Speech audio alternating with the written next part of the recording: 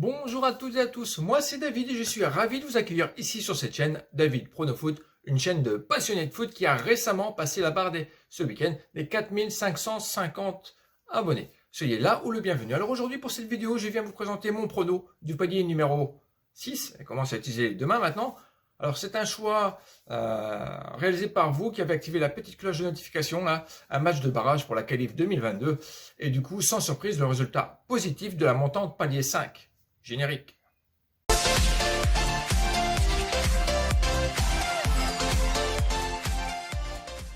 Alors le palier 5, c'était tout simplement que les deux équipes marquent à la cote de 2 avec la somme de 78 € pour le match Portugal-Turquie. Ça finit avec un 3-1, soit 156 € de gain, sachant que nous avons déjà récupéré lors du palier 4 notre mise au départ habituelle de 20 €. Suite au sondage, le week-end passé, je vous ai donné le choix entre deux rencontres et un petit bonus et vous avez retenu la rencontre entre le Portugal et la Macédoine du Nord.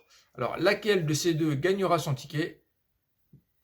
On se fait tous une idée. Le Portugal s'est imposé sur ses terres à Porto contre les Turcs sur le score de 3-1, on l'a dit bien avant, alors que les visiteurs ont créé la surprise en s'imposant contre les Tifosi dans le Money Time. Donc les Turcs et les Italiens regarderont la Coupe du Monde Qatar 2022 de la maison. Alors, tout comme l'Autriche, la Russie bien sûr, et la République tchèque. D'ailleurs, je tourne cette vidéo ici en République tchèque, à Prague plus précisément. Pour rappel, la rencontre Écosse-Ukraine est reportée en juin. Donc la Pologne jouera un peu plus tard ce vainqueur. Alors maintenant, je vais vous exposer mes trois petits points brièvement qui m'ont fait prendre la décision finale pour cette rencontre. 1. Alors, 3 jours avant, les Portugais ont joué dans l'Estadio de Drago de Porto et refouleront exactement la même pelouse, un très bel avantage de taille, sans parler de leurs supporters. Alors, les Macédoniens du Nord, quant à eux, un nouveau déplacement en terre européenne après Palerme. 2. Alors, l'effectif portugais est presque au complet, avec les retours possibles de Cancelo, Dias, Semedo, Sanchez, Silva. Ça va remuer en milieu de terrain. Et des éventuels toujours incertains, Neves, Lopez et Pepe. Est-ce que Pepe sera revenu de son Covid? On n'en sait rien cette heure-ci. L'équipe visiteuse est, quant à elle, bien au complet. Certes un peu essoufflée, car elle a été dominée par les hommes de Mancini sur tous les points. Seul un. Ah oui, en faveur des Macédoniens, leur pourcentage de tirs cadrés est de 50%. 3. Cristiano Ronaldo, le joueur de Manchester United, est en pénurie de buts. Alors forcément, je pense que beaucoup vont vous dire Ronaldo marquera, mais quand ça veut pas, ça veut pas.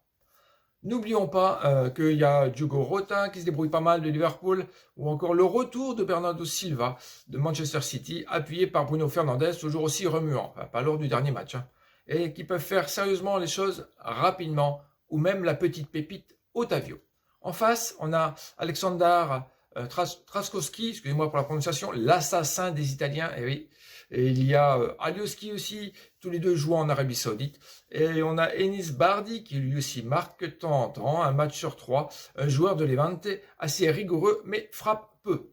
Le jeu devrait tourner à l'avantage des locaux de par leur expérience. Alors, le palier 6 ne sera pas la victoire des Portugais, bien qu'ils vont certainement l'emporter sans vraiment grande surprise. Mais je crois plutôt à une jolie double chance buteur. Eh oui, un coup de poker. Non, j'ai dit pas de CR7. On va prendre Diogo Jota, qui est passeur et buteur souvent dans les matchs, et Alexander Trzaskowski à la cote de 2,05 chez Unibet, avec la mise de 100 €. Alors oui, alors si ça ne passe pas, sachez que nous avons déjà récupéré la mise de départ, il n'y aura pas mort d'homme.